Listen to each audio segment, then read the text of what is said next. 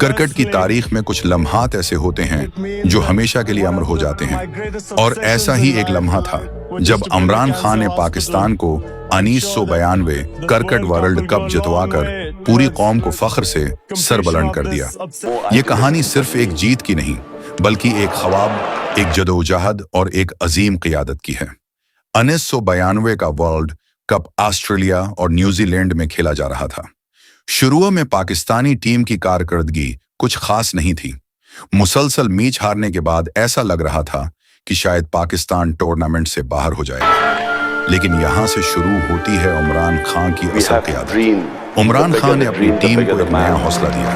انہوں نے کھلاڑیوں سے کہا کہ وہ کارنرڈ ٹائیگر کی طرح لڑیں، یعنی ایسا شیر جو کونے میں پھنسا ہو لیکن پوری طاقت سے مقابلہ کرے۔ یہی جذبہ پاکستانی ٹیم میں جان ڈال گیا۔ ٹیم نے آہستہ آہستہ واپسی شروع کی، ہر میچ کے ساتھ اعتماد بڑھتا گیا۔ نوجوان کھلاڑی جیسے انضمام الحق، وقار یونس اور وسیم اکرم نے شاندار کارکردگی دکھائی۔ خاص طور پر سیمی فائنل میں نیوزی لینڈ کے خلاف جیت نے سب کو حیران کر دیا۔ پھر آیا فائنل کا دن۔ پاکستان کا مقابلہ انگلینڈ سے تھا۔ یہ ایک بڑا امتحان تھا۔ عمران خان نے خود آگے بڑھ کر ذمہ داری لی اور بہتر رنز کی اہم اننگز کھیلی۔ یہ اننگز ٹیم کے لیے ریڑھ کی ہڈی ثابت ہوئی۔ پاکستان نے 249 رنز کا ہدف دیا۔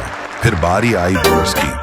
وسیم اکرم نے اپنی جادوئی بولنگ سے انگلینڈ کے بڑے بازوں کو حیران کر دیا۔ ان کے لگاتار 2 وکٹوں نے میچ کا رخ بدل دیا۔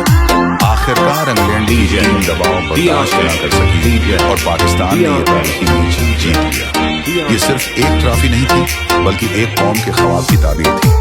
عمران خان نے نہ صرف ایک کپ جیتا، بلکہ یہ ثابت کیا کہ اگر قیادت مضبوط